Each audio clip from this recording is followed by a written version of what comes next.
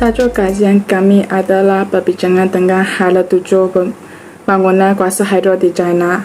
Pada masa kini, permintaan tenaga yang meningkat dan komitmen global untuk mengurangkan pelepasan karbon telah menyebabkan peningkatan bahagian tenaga boleh diperbaharui dalam campuran pencernaan elektrik, terutamanya tenaga hidro.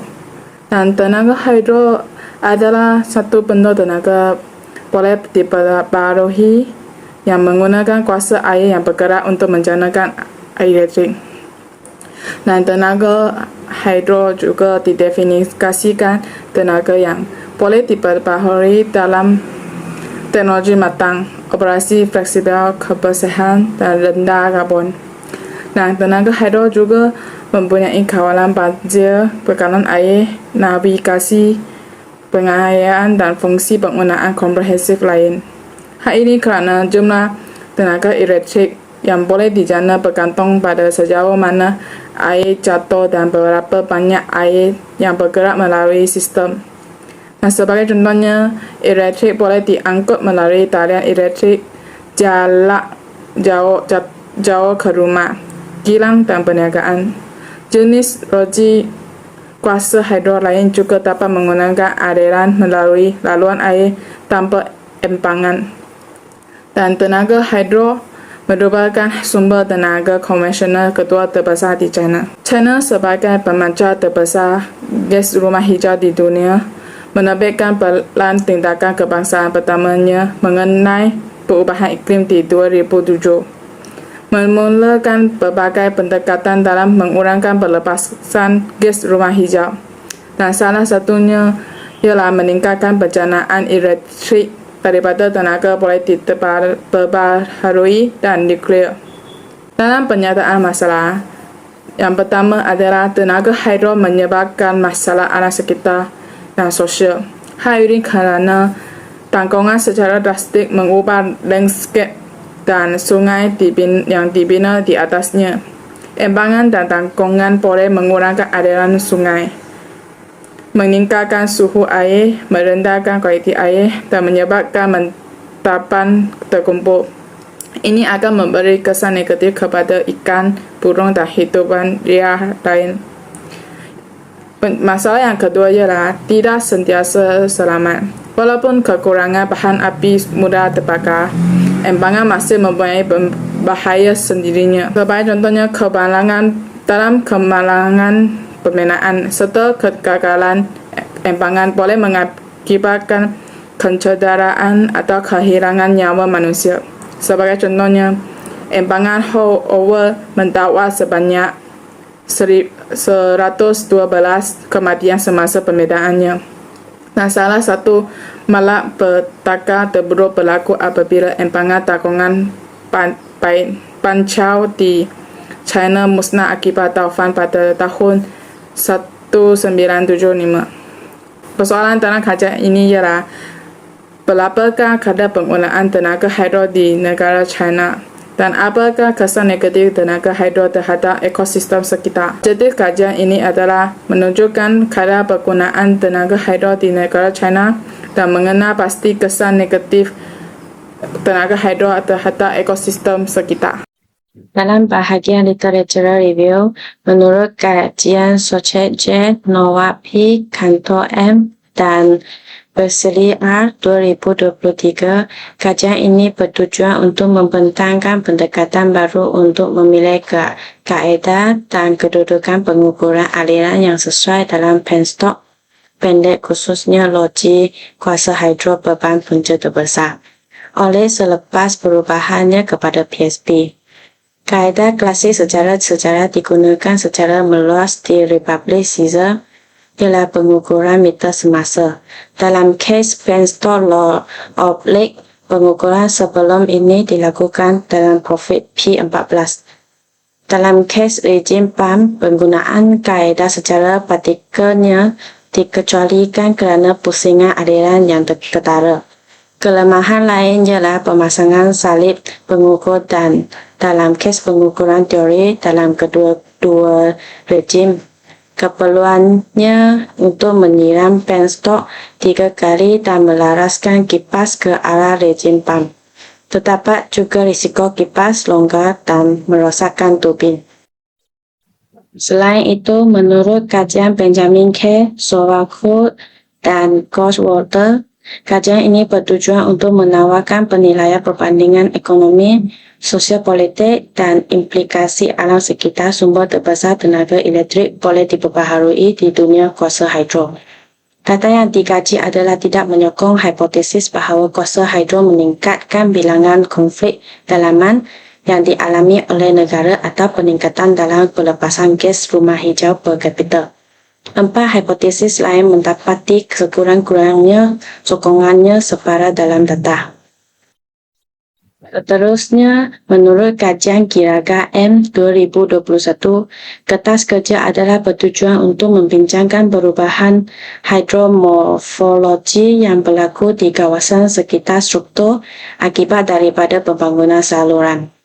Jika struktur direka bentuk diselenggara dan dikendalikan dengan betul, ia membolehkan mengawal keadaan air di hulu dan hilir dengan pengeluaran tenaga serentak.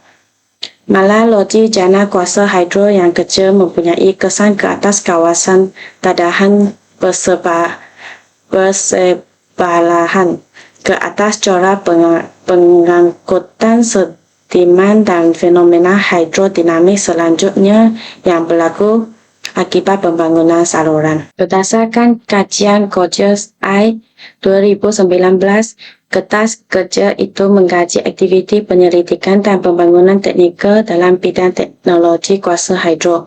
Ia meliputi teknologi baru muncul dan maju untuk mengurangkan ketidakstabilan aliran, pendekatan aktif atau pasif, serta teknik kawalan magnetohidrologi yang muncul. Komponen kuasa hidro adalah dijangka bahawa kemajuan dan kejayaan dalam IT dan otomasi akan membentuk masa depan kuasa hidro. Ke arah ini, pengurusan logi kuasa hidro sudah melihat ke arah otomasi termaju dan keupayaan kawalan.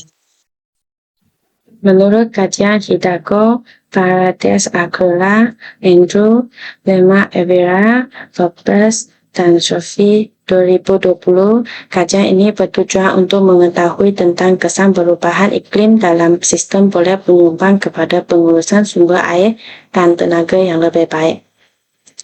Kajian ini juga menilai akibat perubahan dalam hujan dan corak suhu untuk logi hidroelektrik. Senario basah yang diramalkan nampaknya tidak menjadi masalah bagi logi kerana walaupun tidak nilai positif hujan yang melampau, paras takungan tidak melebihi had maksimum semasa simulasi. Senario dengan hujan beralih dan pekat juga bukan isu untuk had maksimum takungan. Akhir sekali, berdasarkan kajian Katoliko, Maestrini, Strat, Justi, dan Hart 2021, kajian ini bertujuan untuk menganalisis kesan sosioekonomi yang timbul daripada pembinaan logi hidroelektrik di majlis pembandaran yang terjejas oleh takungan. Keputusan menunjukkan bahawa luaran yang ditunjukkan sebagai positif oleh pembuat keputusan projek tidak dapat mengurangkan kaedah kelemahan ekonomi bagi majlis pembandaran lain yang terjejas. Metodologi kajian kami terdiri daripada 3 bahagian, yaitu kaedah pengumpulan data, kaedah pembentangan data, dan kaedah analisis data. Kami menggunakan data sebentar untuk melakukan kajian kami. Data kami diperoleh dari berita atas talian, jurnal artikel tahunan, dan laporan-laporan khusus. Data tersebut telah menjadi rujukan dan bahan untuk memenuhi tujuan kajian kami yang berkaitan dengan penggunaan kuasa hidro dan kesan negatif kuasa hidro terhadap ekosistem sekitar. Dan data tersebut juga membantu kami lebih memahami bagaimana China menjadi bencana kuasa hidro terbesar di dunia. Untuk memberikan pemahaman yang lebih baik tentang hasil kajian kami, Jadual dan video akan disediakan untuk persembahkan data. Semasa kami menganalisis data, kami akan mengenal pasti data yang kami terperoleh mengikut standard kuasa hidro. Standard tersebut adalah untuk membantu kami mengetahui sama ada terdapat sebarang kesan buruk terhadap persekitaran ekologi yang disebabkan oleh projek pembangunan yang melanggar standard tersebut. Jadual di atas menunjukkan kadar penggunaan kuasa hidro di China pada tahun 1950 menunjukkan 25.9% penggunaan digunakan di negara itu. Selepas 10 tahun iaitu pada tahun 1960 kadar penggunaannya adalah 12.5%. Seterusnya menurun kepada 17.7% pada tahun 1970, kemudian meningkat kepada 19.4% pada tahun 1980 iaitu selepas 10 tahun. Pada tahun 1990, kadar penggunaannya semakin meningkat kepada 20.3%. Okey, terdapat beberapa isu kuasa hidro. Yang pertama adalah kerosakan kepada alam sekitar. Projek kuasa hidro boleh merosakkan ekosistem sekitar atau hiliran tumbuh-tumbuhan. Dalam beberapa kes, empangan telah dirobohkan akibat kesan kepada ikan. Ia boleh menyebabkan hakisan dasar sungai dan kehilangan tebing sungai. Selain itu, ia juga memberi kesan kepada burung. Sejak membina empangan untuk kegunaan pertanian dan tenaga, banyak burung asli berhijrah dan menjadi semakin terancam. Yang kedua adalah perpindahan penduduk. Pembinaan kuasa hidro ini membawa kesan kepada masyarakat, antaranya hilang tradisi, budaya dan cara hidup mereka bertukar. Ini dikaitkan dengan sumber pendapatan mereka, tempat tinggal juga akan terjejas. Pembinaan kuasa hidro akan menyebabkan perpindahan berlaku secara langsung, timbul masalah keadaan ekonomi mereka. Okey, yang ketiga, masalah pencemaran. Sebaik sahaja pembinaan ini dijalankan, masalah pencemaran akan berlaku. Ini membawa kesan yang amat ketara bagi hidupan akuatik. Lebih-lebih lagi di kawasan hilir sungai, membawa kesan buruk yang amat ketara, malah menyebabkan komposisi mineral dalam air bertukar.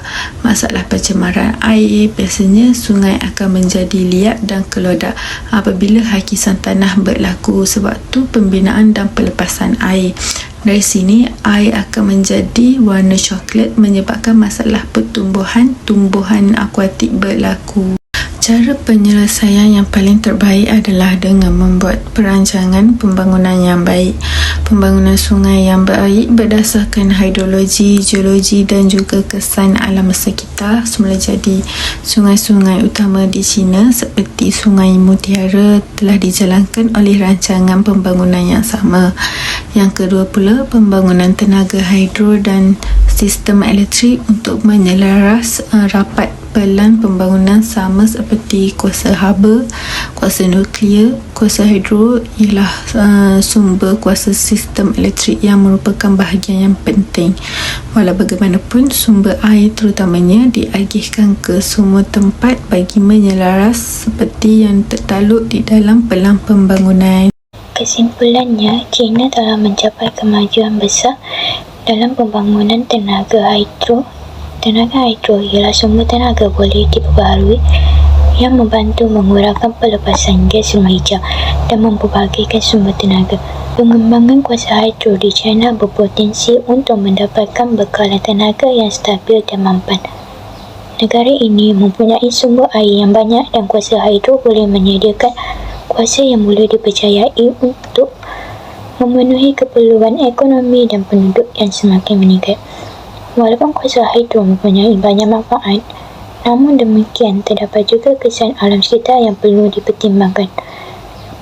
Perpindahan penduduk, perubahan ekosistem sungai dan pemusnahan habitat adalah beberapa masalah yang disebabkan oleh pembangunan kuasa hidro. Oleh itu, langkah-langkah yang berkesan diperlukan untuk mengurangkan kesan negatif ini. Lantaran itu, kerajaan perlu menguatkuasakan undang-undang dalam penggunaan kuasa hidro.